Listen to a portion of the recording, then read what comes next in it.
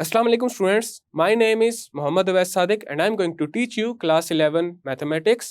Students, last lecture में हमने ये डिस्कस किया था कि ज्योमेट्रिक सीरीज की जो एन टर्म्स हैं उनका किस तरह से सम लिया जा सकता है।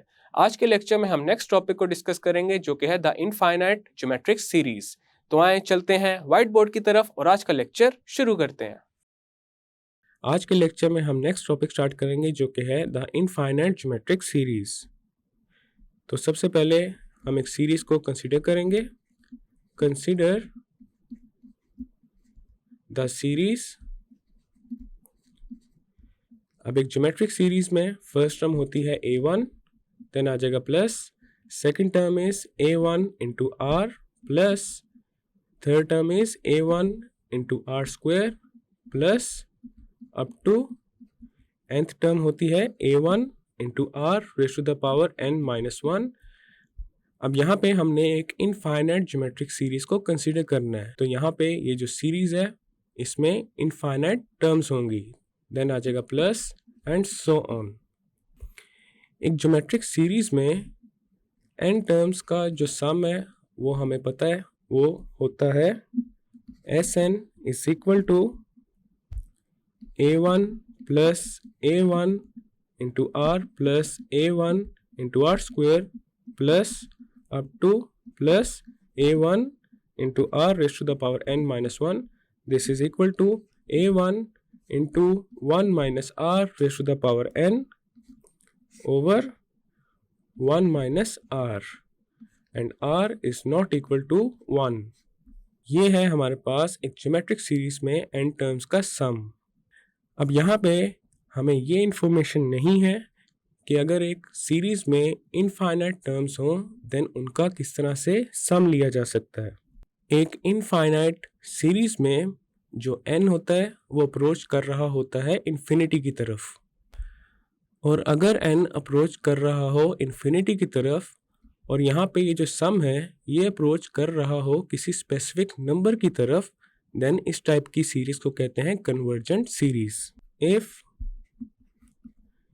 Sn approaches towards a, यहाँ पे a कोई भी एक नंबर है, limit as n approaches towards infinity, then the series is said to be convergent।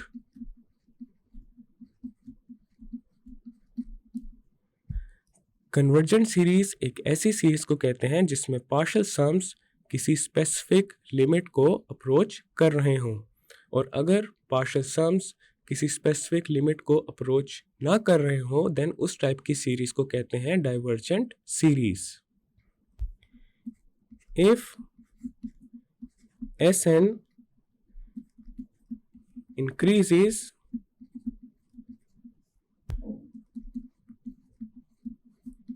indefinitely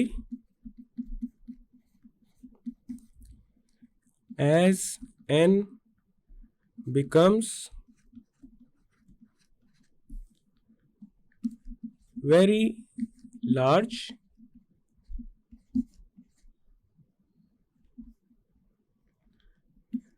then we say that Sn does not exist। अगर n अप्रोच कर रहा हो इन्फिनिटी की तरफ और उसके अगेंस्ट जो Sn है वो भी इन्फिनिटी को अप्रोच कर रहा हो, तो इसका ये मतलब है जो Sn है वो एग्जिस्ट नहीं करता, and the series is said to be divergent.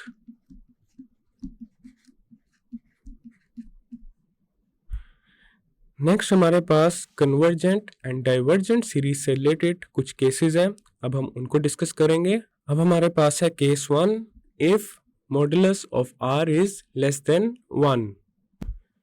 We know that sum of n terms of a geometric series is Sn is equal to a1 into 1 minus r raised to the power n over 1 minus r. अब यहाँ पे हमारे पास एक infinite geometric series है, तो इसका ये मतलब है जो n है वो अप्रोच कर रहा है इन्फिनिटी को, और अगर n इन्फिनिटी को अप्रोच कर रहा है तो यहाँ पे ये जो टर्म है Rn ये अप्रोच कर जाएगी 0 को, बिकॉज n की जितनी बड़ी वैल्यू हम यहाँ पे पुट करेंगे Rn की उतनी ही स्मॉल वैल्यू आएगी। If modulus of r is less than 1, then r raised to the power n can be made as small as we like by taking n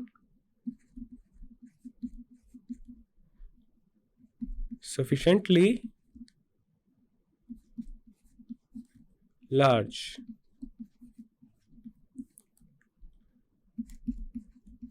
That is, Rn approaches towards 0 as n approaches towards infinity.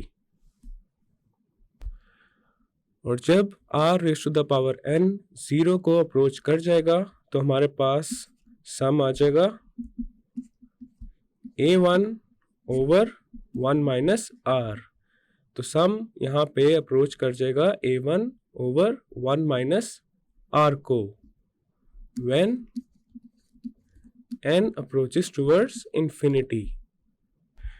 तो in simple words हम ये कह सकते हैं जब n infinity को approach करेगा तो यहाँ पे ये जो सीरीज है वो कन्वर्ज कर जाएगी a1 ओवर 1 माइनस r की तरफ। In other words we can say that the series converges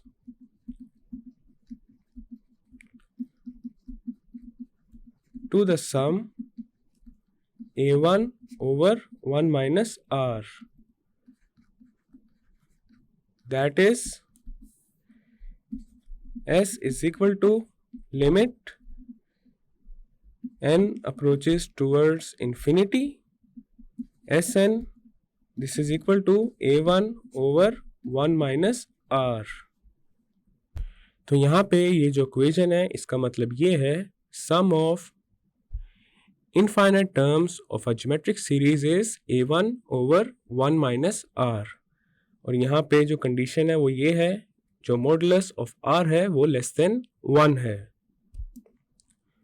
और यहाँ पे ये जो फॉर्मूला लिखा हुआ है इसको दूसरी फॉर्म में भी लिख सकते हैं, उसको हम लिख सकते हैं s infinity is equal to a1 over 1 minus r। तो ये था हमारे पास केस 1। नेक्स्ट है case 2, if modulus of r is greater than 1।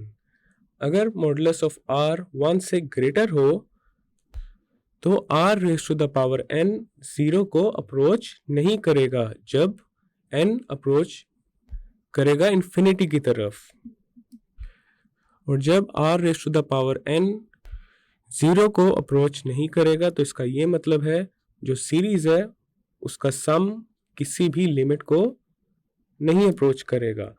तो इस टाइप की सीरीज होगी एक डाइवर्जेंट सीरीज। अब यहाँ पे हम लिखते हैं then r raised to the power n does not tend to be 0 when n approaches towards infinity, and this means Sn does not tend to be a limit and the series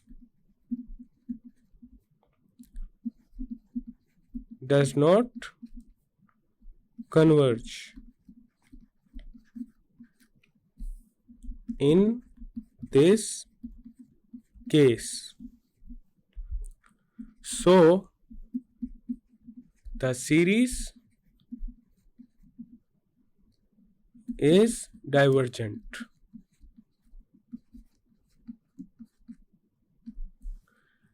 अब यहाँ पे इसके एक example कर लेते हैं. For example,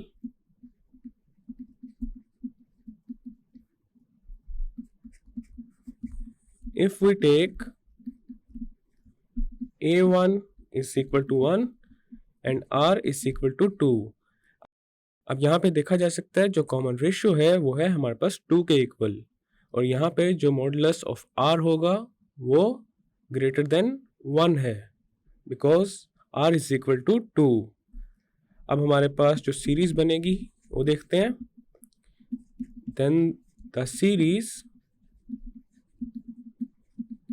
will be, first term आ जाएगी 1, देन हमारे पास आ जाएगा 2 because common ratio is 2, then आ जाएगा +4 +8 प्लस सो ऑन. अब यहाँ पे ये जो सीरीज बन रही है इसमें इनफाइनाइट नंबर ऑफ टर्म्स हैं. अब यहाँ पे हमारे पास S1 आ जाएगा 1 के इक्वल, S2 आ जाएगा 3 के इक्वल. S2 यहाँ पे रिप्रेजेंट कर रहा है sum of first two terms. S3 is equal to 7, S4 is equal to 15. अब हम फाइंड करेंगे Sn. We know that Sn is equal to a1 into r raised to the power n minus 1 over r minus 1 if modulus of r is greater than 1. तो हमारे पास Sn आ जाएगा 1 into 2 raised to the power n minus 1 over 2 minus 1. This is equal to 2 raised to the power n minus 1. तो यहाँ पे ये जो सीरीज है इसकी n टर्म्स का सम आ रहा है 2 raise to the power n minus 1 के इक्वल. और यहाँ पे आप देखा जा सकता है S1, S2, S3 up to Sn. ये जो सीक्वेंस है ये इंक्रीजिंग नंबर्स का सीक्वेंस है. तो इसका ये मतलब है Sn के बाद भी जो टर्म्स आएंगी वो इंक्रीज ही होंगी. तो यहाँ पे जो सम है वो किसी स्पेसिफिक नंबर को अप्रोच नहीं करेगा as n approaches towards infinity. तो इसका ये मतलब है कि इस टाइप की जो सीरीज होगी वो एक डाइवर्जेंट सीरीज होगी. अब यहाँ पे हम लिखेंगे this sequence is a sequence of ever increasing numbers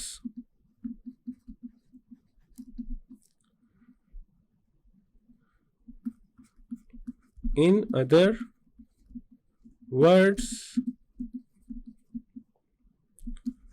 we can say that Sn increases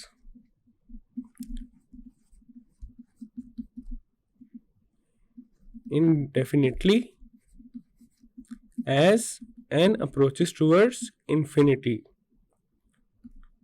Thus, the series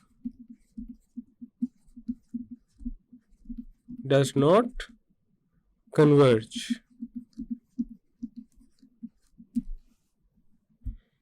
तो ये था हमारे पास केस 2. नेक्स्ट है हमारे पास केस 3 और वो है if r is equal to 1. अगर कॉमन रेशियो 1 के इक्वल हो जाए तो सीरीज आप बनाते हैं. देन द सीरीज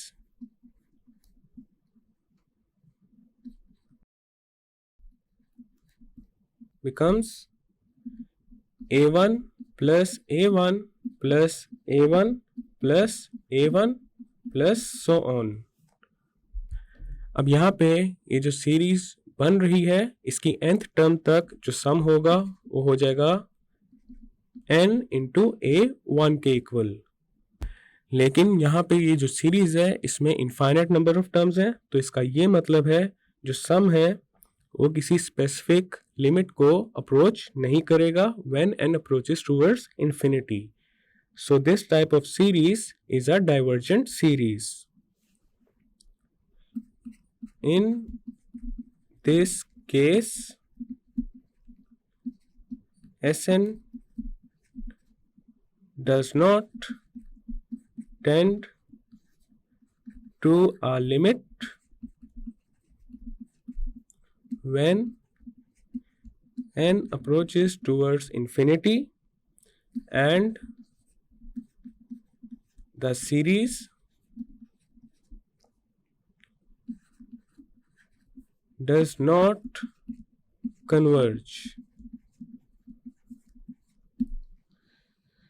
तो ये था हमारे पास केस 3। नेक्स्ट है हमारे पास case 4। If r is equal to -1 then the series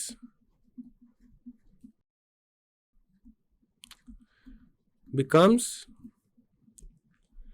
a1 minus a1 plus a1 minus a1 plus a1 minus a1 plus so on। अब यहाँ पे ये जो सीरीज है इसकी nth टर्म तक हम फाइंड कर लेते हैं। We know that Sn is equal to a1 into 1 minus r raised to the power n over 1 minus r। तो हमारे पास यहाँ पे आ जाएगा Sn is equal to a1 into 1 minus r की जगह आ जाएगा -1 raise to the power n over 1 minus into -1। Sn is equal to a1 minus -1 raise to the power n into a1 over 1 plus 1। Sn is equal to a1 minus -1 raised to the power n into a1 over 2। अब यहाँ पे notice किया जा सकता है कि अगर n एक पॉजिटिव ऑड इंटीजर हो तो हमारे पास Sn आ जाएगा a1 plus a1 over 2। This is equal to 2a1 over 2। 2 से 2 कैंसिल हो जाएगा and this is equal to a1, which means Sn is equal to a1 if n is positive odd integer.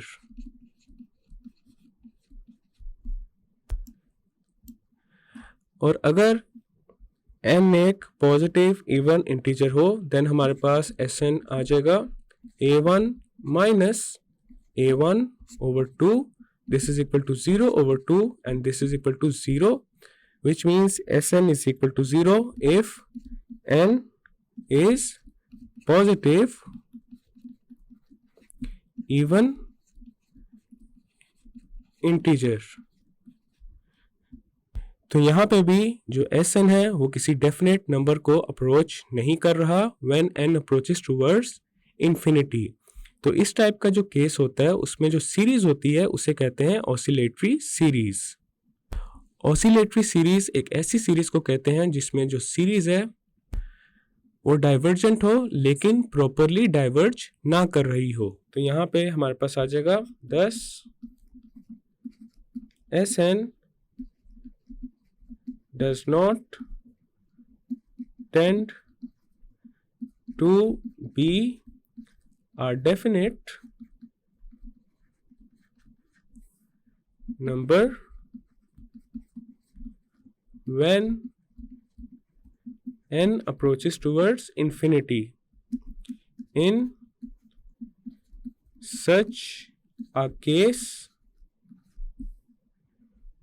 we say that the series is oscillatory.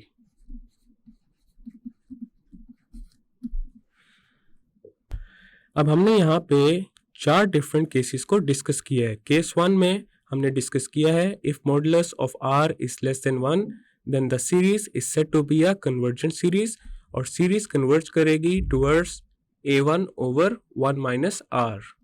Case 2 में हमने discuss किया है if modulus of r is greater than 1 then the series is said to be a divergent series. Case 3 में हमने ये discuss किया है if r is equal to 1 then the series is said to be a divergent series, and case 4 में हमने ये discuss किया है if r is equal to -1 then the series is oscillatory. तो एक ज्योमेट्रिक सीरीज में इनफाइनाइट नंबर ऑफ टर्म्स का सम लेने के लिए ज़रूरी है जो मॉडुलस ऑफ r है वो लेस देन 1 हो, तभी उस सीरीज का सम लिया जा सकता है, अदरवाइज वो सीरीज एक डाइवर्जेंट सीरीज होगी. स्टूडेंट्स, आज के लेक्चर में हमने द इनफाइनाइट ज्योमेट्रिक सीरीज को डिस्कस किया है और इनफाइनाइट ज्योमेट्रिक सीरीज से रिलेटेड कुछ केसेस को भी डिस्कस किया है. नेक्स्ट लेक्चर में हम इनफाइनाइट ज्योमेट्रिक सीरीज से रिलेटेड कुछ एग्जांपल्स को करेंगे. मैं उम्मीद करता हूं आपको आज का लेक्चर समझ आ चुका होगा. हम मिलेंगे अब अगले लेक्चर में.